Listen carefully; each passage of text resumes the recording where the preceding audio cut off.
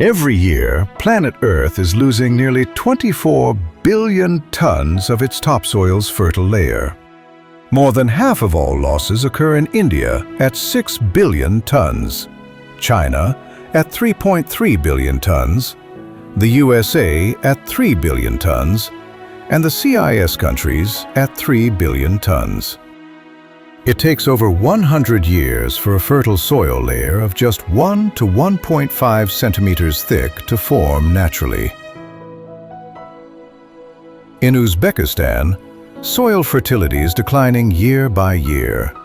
From 1990 to 2020, the humus content in the soil decreased by 10 to 15%. According to research conducted by the Ministry of Agriculture of Uzbekistan from 2018 to 2024, it was found that 13%, 2.4 million hectares, of the 21.4 million hectares of pastures and hayfields have been degraded, and vegetation cover is rapidly decreasing in 32% of pastures. Hozirgi kunda bizda 4 million 200 ming gektar sug'oriladigan yerlarimiz mavjud bo'lsa, albatta ushbu yerlarimizni 47% da sho'rlanish holatlari kuzatiladi va bu sho'rlanishga qarshi tadbirlarni amalga oshirish muhim ahamiyat kasb etadi. Shuningdek, bugungi kunda yaylovlar haqida gapiradigan bo'lsak, yaylovlarimizni 13% da degradatsiya holatlari kuzatilmoqda. Va buni oldini olish va uni mahsuldorligini oshirish bo'yicha ham O'zbekiston qishloq xo'jaligini rivojlantirish strategiyasida alohida tadbirlar belgilangan. Va bu bilan biz o'sha yaylovlarda o'simlik qatlamini ko'paytirishga qaratilgan tadbirlarimizni aytib o'tishimiz mumkin.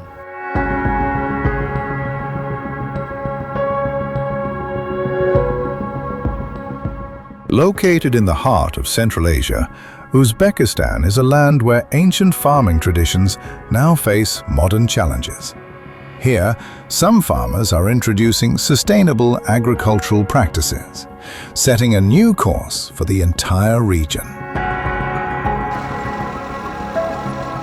For centuries, agriculture has been the most reliable foundation of life in this country. However, as climate change intensifies and water resources become increasingly scarce, it is becoming increasingly clear that traditional methods are no longer able to produce the high yields they once did.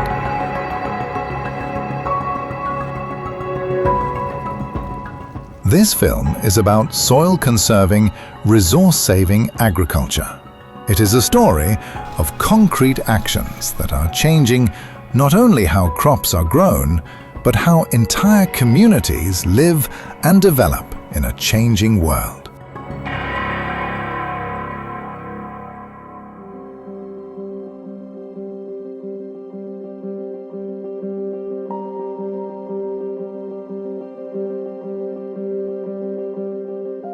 Men o'zim yoshim Xudo xolasa 41 ga kiraman. Xotinim bor, 5 ta farzandim bor. Qashqadaryo viloyati Qamashi tumani Savsan qishlog'ida tug'ilganman. Otam o'zi dehqon bo'lgan. Ham mexanizator, ham dehqon. Eski shu dehqonlardan biz yoshligimizda pomidor, piyoz yetishtirardik. Pomidor bilan piyozga ko'p mehnat qilganmiz. Shu mehnatdan tug'ilganmizda, mehnat ichida tug'ilib katta bo'lganmiz. Shu halol ishlab, halol topib.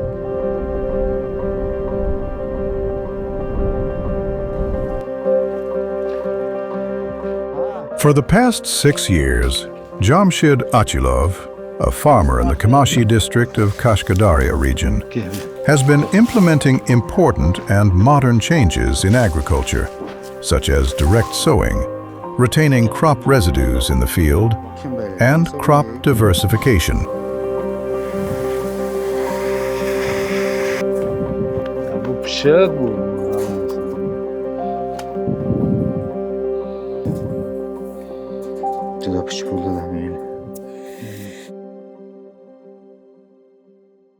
Yerga ishlov bermay, qayroqda shunday bo'lib bug'doyimizni mana ekishni boshladik. O'tgan yilga no'xat akti o'rni. O'tgan yilgi shu haligi hashak no'xat joyi, shundaymi? Hashak no'xatni o'rni. Mayarni o'zi mana nam bo'lib turibdi-da. Hashak no'xat mana qovoqlari mana. Qo'l bilan bemalol nima qilsa bo'ladi, chunki haydalmaganda bu mana o'simlik qoldiqlari bo'lgani bu namlikni ushlayapti-da bu hozir bu yerda. 6 years ago, Jamshed stopped plowing his fields. At that time, his neighbors and fellow farmers thought he had lost his mind. But now, pay attention to this land. The soil has truly come alive. It retains moisture much better, and earthworms have multiplied. Most importantly, Jamshed's farming expenses have decreased by more than 30%. 100-110 kilo atrofida ekan hozir. Shunday. Ekish chuqurligi qancha bo'ldi?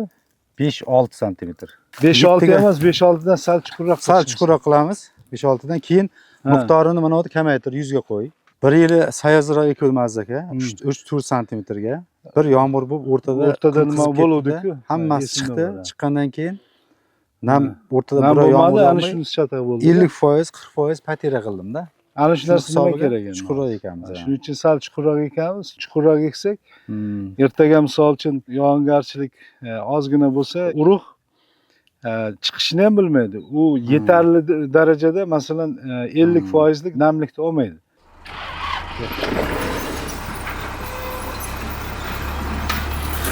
Zo'r. Bo'ldi. 6-7 santimetr atrofida chiqadi. Bu 6-7, bu yaxshi. Mana shu o'simlik qoldiqlari bu yaxshi ushlab turibdi-da hozir. Endi haligi 10 tezlikda haydayverasan, eng kam 10 tezlik bo'lsin soatiga. Boshladik.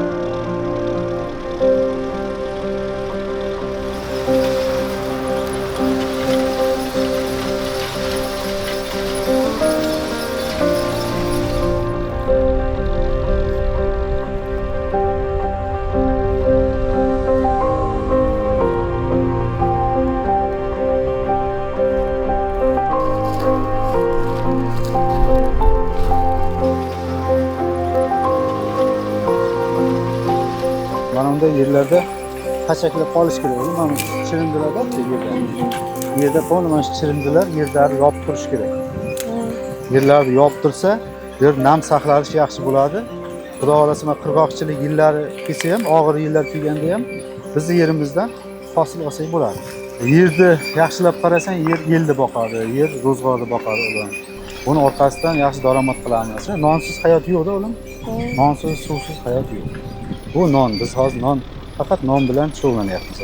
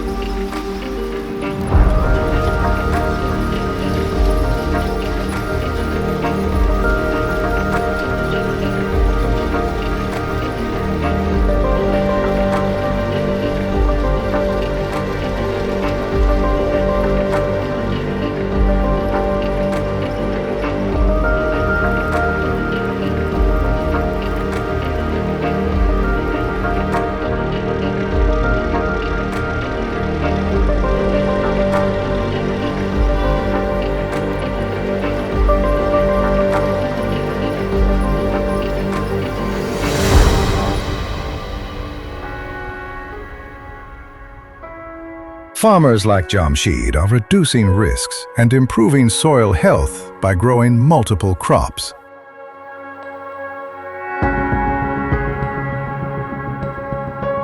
Bizda mana shu almashma ekish bor. Bug'doy ekkan yerimizga o'tgan yili bug'doyga aralashtirib hashaki no'xat ekkanmiz. Hashaki no'xat o'zidan yerga 50 kilodan 120 kilogacha ammofos tashlab ketar ekan. O'shaning hisobiga ham yerda qushlanish, o'sha oziqa yetarli bo'lar ekan. Bu texnologiyani qo'shni fermerlarimiz shu tarzda eksa, biz mana shu qurg'oqchilik yillari ham qiynalmasdan o'tib olamiz. Bemalol o'sha hosilni olamiz. Ikkinchidan yerni unumdorligi saqlanib qoladi. Qishloq xo'jaligida qishloq xo'jaligi ekinlarini diversifikatsiya qilish nafaqat atrof muhitga o'z ijobiy ta'sirini ko'rsatadi, tuproq sharoitini, sifatini yaxshilaydi, balkim shu bilan birgalikda qishloq xo'jaligi ekinlarini diversifikatsiyasini tashkil etish bu iqtisodiy samara ham beradi.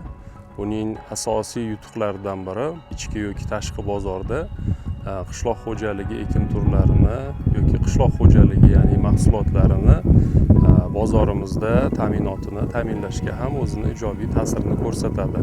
Va shu bilan birgalikda yurtimizda va global miqyosda ham mana shu yangi agrotexnologiyalarni shu bilan birga o'sha diversifikatsiyani tashkil etganda oziq-ovqat xavfsizligini ta'minlashga o'zini ijobiy ta'sirini ko'rsatadi.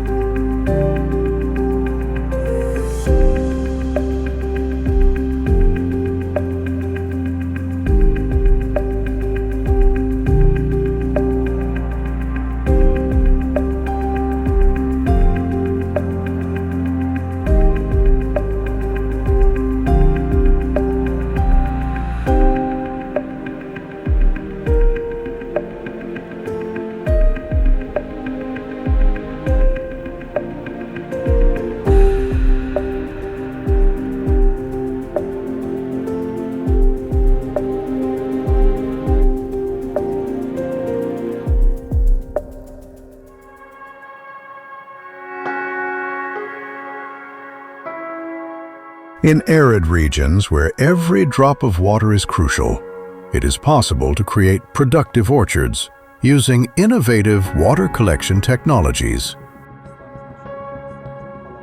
These semicircular structures retain rapidly flowing water. The water penetrates deep into the soil layer, providing tree roots with the necessary amount of water for several months after precipitation ends. Each semicircular barrier can collect 10 times its volume in water and accumulate rainwater where needed. Yarim oy shaklida qilingan sxemamiz, shu yerga to'planadigan yog'ingarchilikda hammasi hisob-kitobga olingan, qancha suv to'planishi, masalan, qancha yog'ingarchilik bo'lganda qancha namlik to'planishi, shunga qarab qilinayotgan ishlarimizdan bittasi. Bu bir-biridan xalaqit qilmaydigan suvlar ketib to'planadigan joylar bilan qilingan. Mana shundan keladigan yog'ingarchilikni shundan to'g'ri foydalanish maqsad shu mana shunday joylarga suvlarni to'plab namni saqlab qolish. O'sha namni bu yil masalan qanday yil kelishidan qat'iy nazar daraxtimizga yetadigan nam bo'lish kerak-da, xudo xolasa.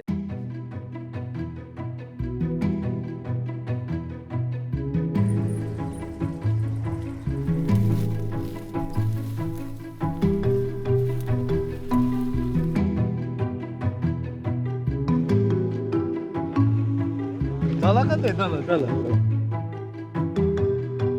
Bu baraka. Xirmonga baraka. Dala qanday? Yaxshi, xudoga shukr bo'ladi. Manalari bor, qalin ekan, mana qalin. This year, Jamshid's yield is 50% higher than his neighbors, who grow crops using conventional methods. And the cost has decreased by 30%. It's easy to calculate. However, the real benefit of each method is determined not by productivity, but by the sustainability of this method.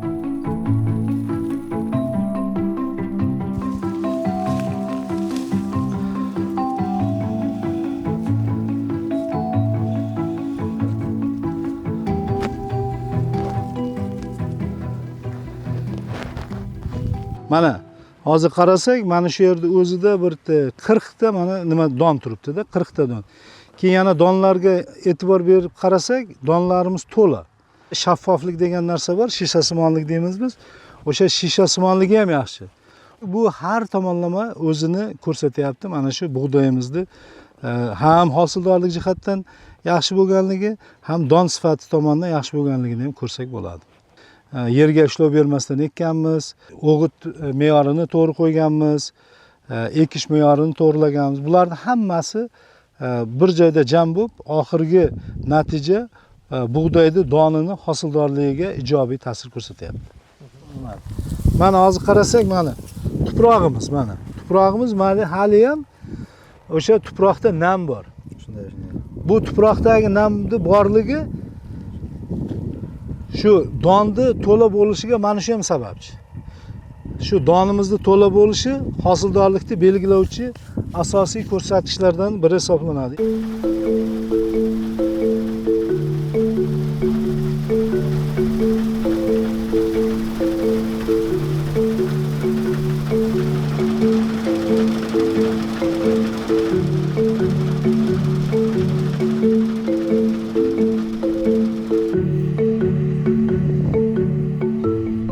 Unlike others, Jamshid doesn't burn the straw after harvesting. Straw serves as a blanket for the soil, protecting it from wind and sunlight. Straw residues decompose in the soil and later become nutrients for the crops. Ko'rib tursiz, juda ham qattiq o'sha namlik lapatga o'tadigan darajada emas. Shuning uchun biz bu yerdan o'sha namlik chiqmagandan keyin kovlashni to'xtatdik. Bir xil dala, yonma-yon dala, ekin turi ham bir xil, hamma tomoni bir xil, ozuqalari ham bir xil, iqlim sharoiti, tuproq sharoiti hammasi bir xil, lekin ko'rib turibsiz, o'simlikning o'sish va rivojlanishida ancha farq bor. Bu yerda hozir mana bu namlikni aniqlovchi sensor 7-6 ko'rsatyapti-da. Bu degani o'simlik so'lish namligidan ham tushib ketgan namligi. Tuproqdagi gektariga suv zaxirasi taxminan 1200 metr kub. Bu degani juda past ko'rsatkich bor deganida. O'simlikning o'sish va rivojlanishida ham qancha farq bo'lganini ko'rib turishingiz mumkin-da. Sababi nimada? Faqat bittagina texnologiya ekish uslubi yerga ishlov bermaslik bilan farq bo'lgan. Endi savol tug'iladi-da, bo'pti, bitta yerga ishlov bermasa shuncha farq bo'lib ketadimi? Deyish mumkin-da savol. Ha deb javob beramiz. Nima uchun desangiz, yerga ishlov bermaganingizdan keyin bunda tomirlar saqlanib qoladi-da. O'zi tuproqni himoya qiluvchi va tuproqni resurs tejovchi texnologiyalar 3 ta narsa kiradi-da. Birinchisi yerga ishlov bermaslik, ikkinchisi o'simlik qoldiqlarini qoldirish, uchinchisi esa almashlab ekish. Mana bu biz yerga ishlov bermadik, o'simlik ildiz qoldi, undan tashqari o'simlikning qoldiqlari ham bu yerda qolgandan keyin yerni usti nima tabiiy darajada qoplanadi, ya'ni mulchalanadi. Mulchalash bo'lgandan keyin ustida somon bo'lgandan keyin, ya'ni yerdagi bo'ladigan evaporatsiya, tuproqdan bo'ladigan bug'lanish kamayadi o'zidan. Undan tashqari, yana tadqiqotlar shuni ko'rsatadiki, azotli o'g'itlarni o'simlik tomonidan foydalanish koeffitsiyenti oshib ketadi. Sababi nima uchun desangiz, tadqiqotlarda sof holda 200-250 kilogramm gektarga berilsa, misol uchun aytaylik, g'o'za misolida olaylik uni, berilsa, uni faqat o'simlik 40% ni o'zlashtirar ekan, qolgan 60% atmosferaga uchib ketar ekan. Nimani hisobiga? Yerda qoplama bo'lmaganligi hisobiga-da. Biz bu yerda o'simlik qoldig'ini qoldiryapmiz, shuni hisobiga bug'lanish kam bo'lyapti va bu o'simlikni azotli o'g'itlardan foydalanish koeffitsiyentini oshiryapti-da. Endi yuringlar, hozir narigi dalaga boraylik. Yana olamiz.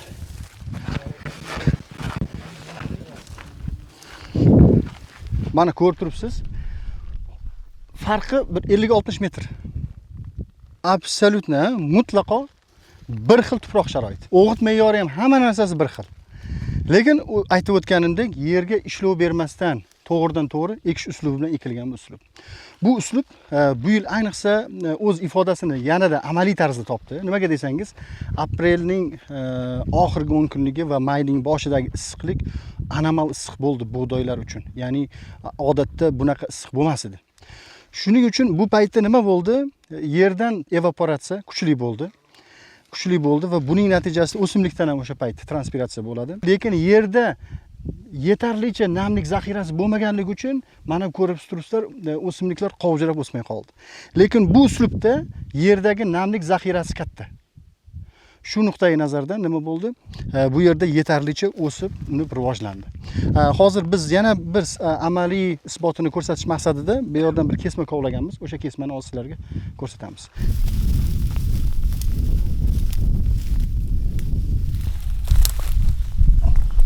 Mana namlik sensori. Bu degani quruq vazniga nisbatan 17% desa, misol uchun 1 tonna tuproqda 170 litr suvni tutib turibdi deganda bu. Bu hozir 50 santimetrdan olingan tuproqlar. Ya'ni buni hisoblasangiz hektariga taxminan 2800 metr kub suv zaxirasi bor degan. Shu sharoitda ham bizda bu yil harorat keskin ko'tarilishiga qaramasdan mana shu hududlardan 1,5-2 tonnadan hosil olindi-da. Lekin xuddi qo'shni dalalardan 5 sentner hosil olindi. Uzoq 10 sentnergacha borishi mumkin gavjum joylarda, lekin bunaqangi hosildorlik ularda bo'lgan yo'q. 20 yildan beri shu texnologiya bilan shug'ullanyapman-da. Fermerlarimiz aytadi, faqatgina mahsulotni, qishloq xo'jaligi ekinlarini biz shudgor qilib yetishtirishimiz mumkin deydi. Chunki ishonmaydi. Ular aytadi, o'g'itni begona o'tlar bosib ketadi deydi. Shuning uchun shu ko'pincha fermerlarni olib borib ko'rsataman-da mana. Mana bu haydalgan yer, begona o't bor. Bu haydalmagan yer, begona o't bor. Qani farq? Ikkalasida ham bor. Aksincha, agar yerga ishlov bermasdan ekish texnologiyasini sekin-sekin fermerlar joriy etib borsa bor-ku, u begona o'tlarni biz kamaytiramiz. Nimaga? Chunki begona o'tlar masalan bir marta tuproq tagiga tushdimi, o'sha tuproqni tagiga tushgan bo'yicha qoladi, chiqmaydi. Biz nima qilamiz? Shudgor qilgan paytimiz tuproqni tagiga tushgan urug'lar tepaga chiqaramiz bizlar. Ikkalasini o'zimiz almashtiramiz, sun'iy almashtiramiz. Bizni holda tabiiy bo'lganligi uchun tuproq tagiga tushgan urug' boshqa chiqmaydi. Ana shu tomoni bilan biz yutamiz. Mana Braziliyada oxirgi masalan 40 yilda yerga ishlov bermasdan ekish texnologiyasi joriy etgan fermerlar gerbitsidni ishlatadigan miqdorini kamaytirishdi. Nimaga? Chunki begona o'tlar soni ham kamaydi. Begona o'tlar turlari ham kamaydi. Keyin aynan mana bug'doy bo'yicha gapiradigan bo'lsak, bug'doy masalan kuzgi ekin bo'lganligi uchun o'sha begona o'tlar, o'sha paytda chiqqan begona o'tlar hammasi kuzda o'lib ketadi, qishlab o'tmaydi. Qishlovdan o'tmagandan keyin bahor kelganda bug'doy o'zi yaxshi o'sadidan bug'doy o'zi qisib tashlaydi. Bu texnologiyaning asosi seyilkada. Agar seyilka bo'lmaydigan bo'lsa, bu texnologiyani joriy etib bo'lmaydi. Chunki seyilka mana bunaqa qattiq yer bor-ku mana. Mana shunaqa qattiq yerga kiradi-da bu. To'g'ridan to'g'ri ekish texnologiyasi nimaga biz yaxshi deyapmiz? Chunki bu tuproqda namlikni yaxshi ushlab turadi-da bu. Aynan lalim yerlarda namlikni ushlab turilishi biz uchun juda ham muhim. Chunki biz bu yerda barcha narsa osmondan tushadigan yog'ingarchilikka qaragan. Yaratgan bizga beradi, o'sha bergani bo'yicha ishlaymiz. Bermasa bo'ldi, hech narsa qilmaymiz. Lekin biz hech narsa qilmaymiz deb o'tirishimiz kerak emas-da.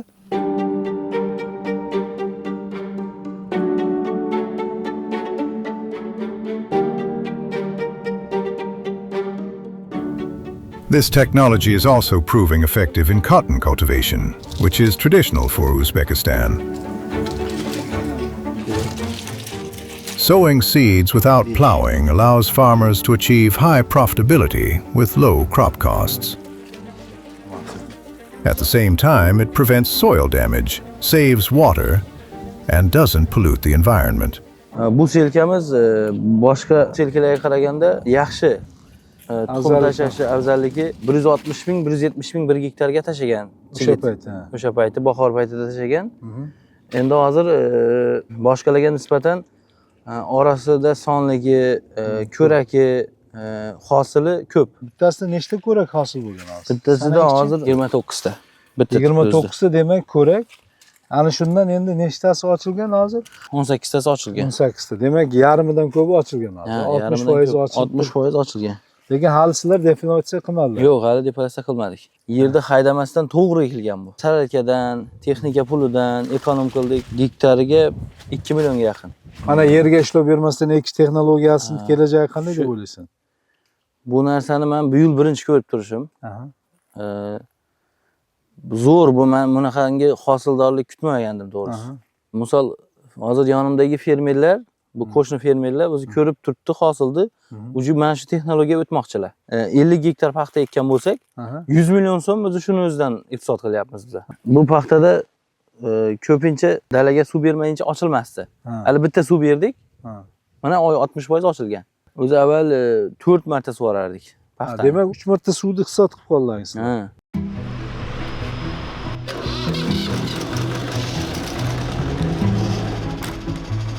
One of the main achievements of Uzbek farmers is the selection of drought-resistant seed varieties. Mirobid Torayev, a resident of the Shakrisabz district, is overseeing the seed cleaning process. This mobile seed cleaning equipment can clean 300 tons of drought-resistant seed varieties in one season. Mirobid is not only implementing soil protective and resource-saving technologies, but also adapting these technologies to local conditions, specifically for irrigated areas. Here, crop varieties that produce good yields in local conditions are selected. These seeds contain genes that ensure good yields under specific conditions.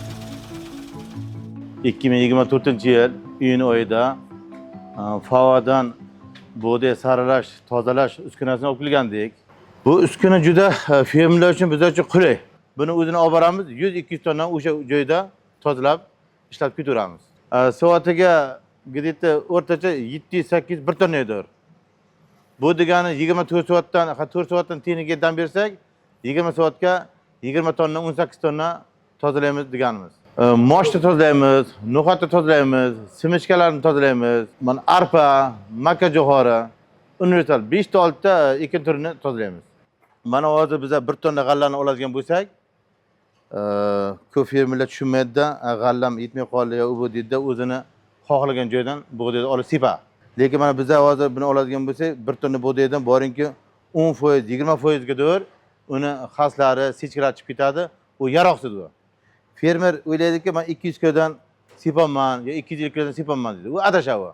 250 kiloning ichiga 50 kilosi yaroqsiz turibdi yo 30 kilo turibdi.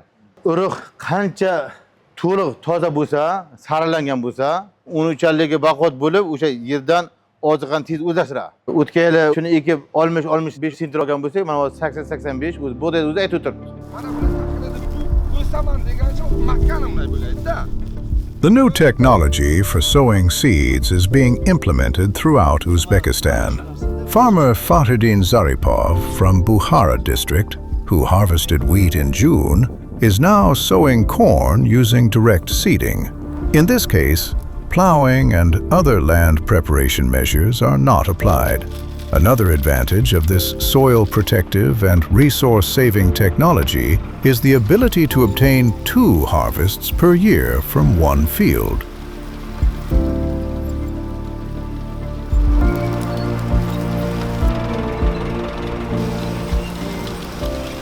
FAO'ni loyihasi bo'yicha bir 3 yildan buyon ish olib boryapmiz. Birinchi yili bir 5 gektar joyga sinab ko'rdik, ekdik. Mana o'tgan yili bir 20-30 gektar joyga ekdik. Bu yil ham bir 40-50 gektar joyga o'zimiz fermer xo'jaligi. Faqat urug', unga ham xuddi o'shanday, xohlasa gibrid urug'dan eksin, xohlasa o'zimizni eski jaydari urug'dan eksa ham hech qanday nimasi yo'q buni. Bunda keyin kultivatsiya qilinmaydi. Buni bitta yaxshi joyi hozir, agar o'zini o'g'it beradigan disklari ham bor, moslamasi bor. Agar gektariga bo'lsa 150 kilo, bo'lmasa 100 kilo bo'lsa ham amafos bilan bir 20-30 kilo kali qo'shib eksak agar, shu unib chiqayotgan jarayonda 5 kundan keyin oziqlanish boshlaydi. Shirindilar hammasi ana shu samon qoldiqlari, hammasi birinchi suvdan keyin, hozir ham xuddi shunday bo'lgan. Birinchi suvdan keyin muncha hosil qilib o'zi tabiiy o'g'it bo'lib, yana buni nam saqlashga ham, tuzlarni ko'tarishga ham hammasini oldini oladi. Bedeksid azot tugnakchalari bor, havodan olib yerni yaxshilaydi. Mosh eksak ham xuddi shunday bo'ladi. Bu narsani ikkinchi hosilni ham olib turib, 3-4 yildan keyin buni sifatini yerni o'sha bedda ekkan yeringizdan ham yaxshi bo'ladi. Bu narsani nima uchun shudgor qilmasdan ekamiz deyapmiz? Yerga sug'orilgan suvimiz 40 santimetrgacha shudgor qilindiki, 20 kunga suvga keladi. Bu usulda ekkanimiz 1 oyda ham suvga kelmaydi, 40 kunda ham suvga kelmaydi. Mana shu keyinchalik suv tanqischilik bo'lsa ham ikkita suv bilan aytgan o'sha hosilimizni yuqori hosil olib bilamiz bunga. Bu undan yengil sug'oriladi, 3 marta kam suv talab qilinadi. Shu orqali iqlimga 100% moslashib ketadi. Oxirgi o'rish jarayonida ham xuddi shu dalaga kelib, ana kuni bilan 90 kun, 95 kunga yig'ishtirib olib, yana bundan keyin boshog'li donni bug'doy bo'ladimi, arpa bo'ladimi, ozuqabop boshog'li donlarni ekib, yana unib chiqaradi. After some time, Faridin Zaripov's efforts resulted in a very good corn harvest. In this case, plowing and a number of other processing methods were reduced. His profit increased by 40% per hectare.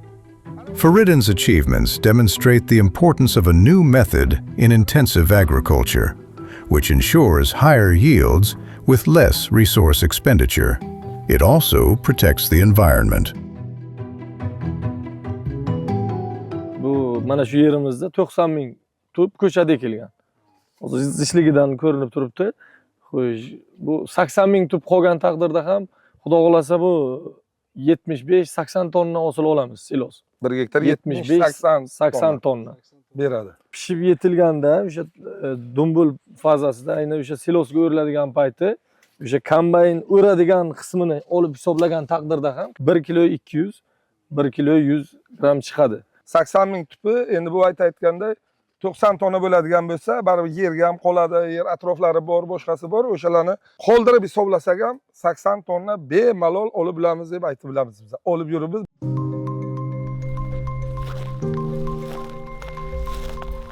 Along with the application of new technologies, large-scale efforts are being carried out in Uzbekistan by farmers and scientists to restore degraded pastures.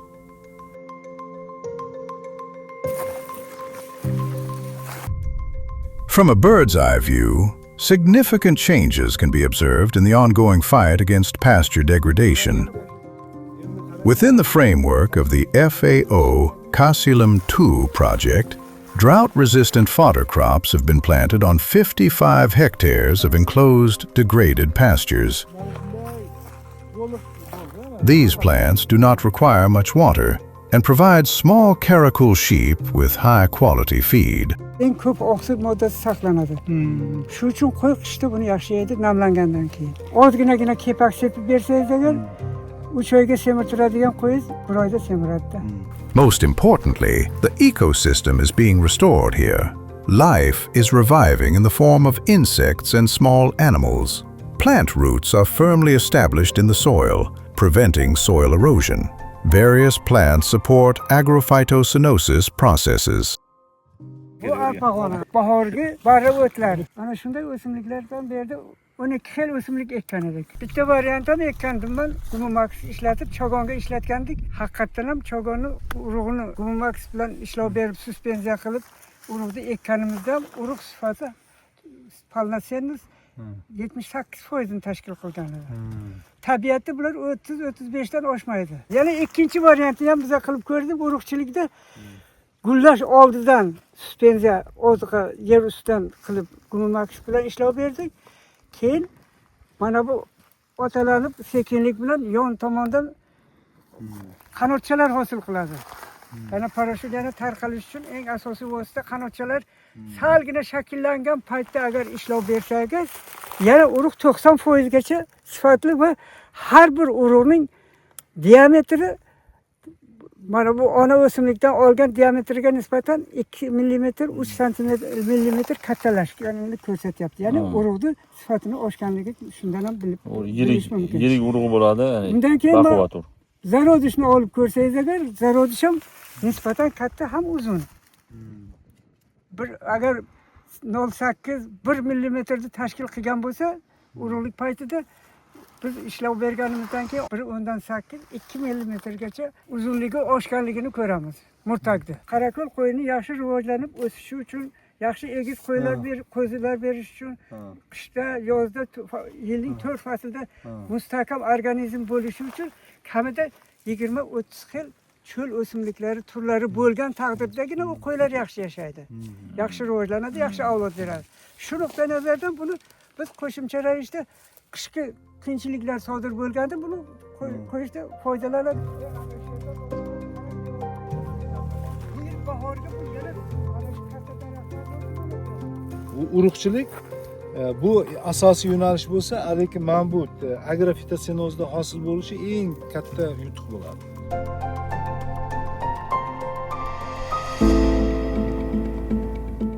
The experience of rice cultivation in the Khwarezm region has been passed down from generation to generation for centuries.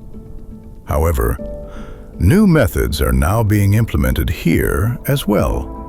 Farmers of the past would have been amazed by this method. This sprinkler irrigation technology uses 60% less water compared to the conventional method. Hozirgi kunda Chorli darasida ekish jarayonlari olib bormoqda. High-quality rice seedlings are grown here, and surplus seedlings are sold to other farmers. Yomg'irlatib, sug'orish uskunasi yordamida sholik ko'chatini yetishtirish bo'yicha o'tgan yili mana shu Tamarqada birinchi marta tajriba ishlari olib bordi. 15 million so'mlik ko'chat sotilgan. O'tgan yilga nisbatan bu ham birinchi ko'chatini sotib, orqasidan o'ziga yana ko'chat qilib, yana qancha hosil oldingiz bu yerdan? 1 tonna sholi olingan. 80 sentnerdan sholi bergan. Demak, bugungi kunda respublikamizda suv tanqischiligi ro'y berayotgan muammoli vaziyatda keyingi bosqichda mana shu texnologiyalardan foydalanishni davrning o'zi taqozo qilmoqda. Erta bahorda, ya'ni aprel oyining 2-dekadasidan keyin suv tanqischiligi sababli sholik ko'chatini ekish imkoniyati bo'lmaydi. Mana shunaqa paytlarda artezan quduqlar orqali sholik ko'chatini yetishtirish imkoniyati faqatgina mana shu yomg'irlatib sug'orish uskunalari yordamidagina amalga oshirilishini mana shu dalamizning o'zida guvoh bo'lishimiz mumkin. Bundan tashqari, bu dala bilan bu dalaning farqi mana shu yerda yaqqol ko'rinyapti. Hosilni ham vaqtli olayapti. Hosildorlik ham yuqori bo'layapti. Hamda bitta dalaning o'zidan 2 marta samaradorlik ko'rsatkichiga ega bo'lgan hosil olinyapti desak ham mubolag'a bo'lmaydi. In the Khwarezm region, farmers are leading the way in rice cultivation using water-saving methods. Despite the water shortage, they continue to grow rice. Other crops are also cultivated here.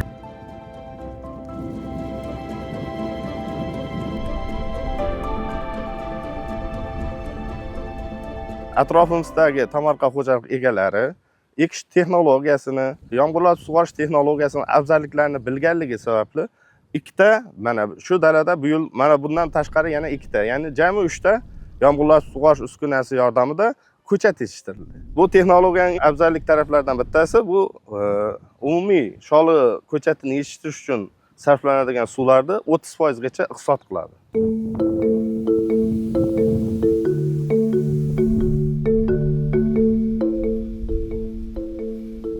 After implementing these technologies, rice yields were 20% higher compared to neighboring farmers using traditional methods. Most importantly, less water was used, and the saved water can be used to grow other crops.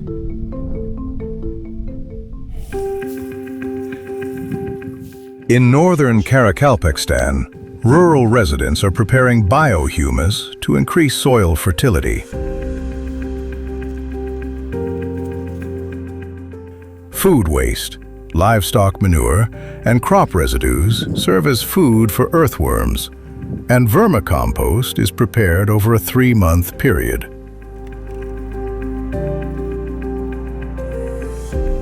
This fertilizer is of much higher quality than chemical fertilizer. Plants grow well, and the soil remains healthy for many years. Biohumus increases soil fertility and positively affects plant development. Bu biohumus bilan shug'ullanganimizga mana 3 yil bo'ldi. 2022-yili biz boshlaganmiz. O'zimizdan ortganini o'zimiz sotamiz. Mana bu yilga 4 tonnadan oshiqroq sotdim. Mana endi xudo xolasa bu joydan hozir 3 tonnaga qo'yib qo'yibmiz. Bu tarafda ham bor, mana aka. Tarafda ham bor, tarafda da bor. Jami 100 kvadrat metr yer bilan hozir suchbachamiz bor. As mentioned earlier, the agricultural sector in Uzbekistan is undergoing a process of change. Its main goal is the rational and careful use of natural resources and the restoration of the ecosystem. Today, accurate, up-to-date, and reliable information collected using modern technologies is being delivered to farmers. At the Research Institute of Soil Science and Agrochemistry, specialists and young scientists are quickly mastering work with new digital equipment and analyzing results using artificial intelligence. Now they have the ability to quickly and conveniently provide all farmers across the country with general field-related information. Geoaxborot texnologiyalari GIS laboratoriyasi taqdim qilindi va mana shu laboratoriya yordamida tuproqlardagi jarayonlarni raqamlashtirishga katta e'tibor berilyapti. Bundan tashqari mana keyingi 2 yillikda FAO bilan hamkorlikda 4 ta loyihada ishtirok etyapmiz. Tuproq degradatsiyasi masalalari yoki kam ishlov berish texnologiyalari, umuman yerlarimizni, tuproqlarimizni asrash bo'yicha xalqaro tajribalarni bevosita biz o'sha bugun xalqaro ekspertlar bilan birgalikda respublikamiz sharoitlariga moslab shu jarayonlarni hududlarga tatbiq qilyapmiz. Institutimizda so'nggi yillarda GIS laboratoriyasi yordamida 2,5 mingdan ortiq tuproq sifatini baholovchi xaritalar, 1000 dan ortiq tuproq sho'rlanish kartogrammalari, 7,5 mingdan ortiq agrokimyoviy kartogrammalar, 150 dan ortiq tuproqlarning ekologik holatini baholash kartalari ishlab chiqilgan. Ushbu raqamli kartalarimiz qishloq xo'jaligi yerlaridan foydalanuvchilar uchun tuproq holatini o'rganish, tuproqlarni sifat baholash, mineral o'g'itlardan samarali foydalanish va meliorativ holatini yaxshilash hamda yerlardan samarali foydalanish imkoniyatini yaratib bergan. Hamma narsaning boshlanishi tuproqdan. Sog'lom tuproqsiz oziq-ovqat ham, mustahkam taraqqiyot ham, xavfsiz kelajak ham bo'lmaydi. Zamin fondi faoliyatini boshlagan paytdanoq tabiiy resurslarni muhofaza qilish, qayta tiklashga alohida e'tibor qaratmoqda. Chunki aynan ular oziq-ovqat xavfsizligi, iqlim barqarorligi va inson farovonligining poydevorini tashkil etadi. Biz resurslarni tejaydigan texnologiyalarni targ'ib qilish, agrobioxilma-xillikni saqlash va barqaror ko'kalamzorlashtirishni rivojlantirish maqsadida xalqaro hamkorlar, fermerlar, yoshlar va tadqiqotchilar bilan hamkorlikda ish olib boramiz. Albatta, ta'lim va yoshlarni jalb qilishga alohida e'tibor qaratiladi. Yerdan oqilona va mas'uliyatli foydalanish dasturlari, faol insonlarni birlashtiruvchi platformalar orqali bilimlarni real harakatga aylantiramiz. Yerni asrash hayotni asrashdir. From the wheat fields of Kashkadaria to the rice paddies of Horizm, from the pastures of Buhara to the courtyards of Karakalpakstan, continuous changes are taking place in agriculture throughout the Republic. Soils that have been neglected for years are returning to their original state. Every farmer, every family is striving to revitalize the soil by implementing soil protective and resource-saving technologies, applying water-saving techniques, improving the condition of pastures, utilizing artificial intelligence for soil analysis, and producing biohumus. Uzbekistan is not waiting for the future, it is creating it. Rainwater is being collected, and soil fertility is gradually being restored. With each season, life is returning to the soil. The field where children run today will tomorrow bear witness to our labor, to how we preserved the soil, increased its fertility, and passed it on to the future. The soil speaks to those who can listen. Today, the fate of the soil is in our hands.